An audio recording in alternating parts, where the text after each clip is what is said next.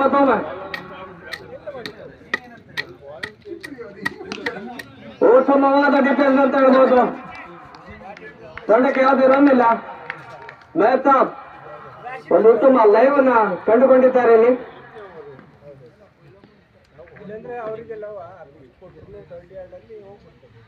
ಈಗ ಮತ್ತೊಮ್ಮೆ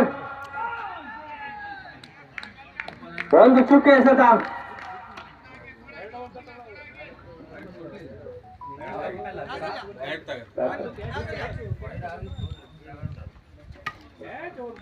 ಯಾವುದೇ ರನ್ ಇಲ್ಲ.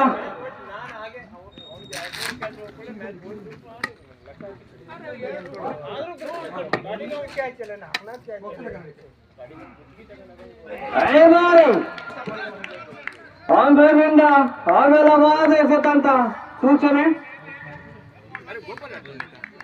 ಅಂಬೇರ್ ತೀರ್ಮಾನವೇ ಅಂತಿಮ ತೀರ್ಮಾನ. ಅಂಬೇರ್ನಲ್ಲಿ ಯಾವುದೇ ದೋಷವಿಲ್ಲ. ಅನುಭವಿ ಅಂಬೇರ್ ಅಂತ ಹೇಳ್ಬೋದು.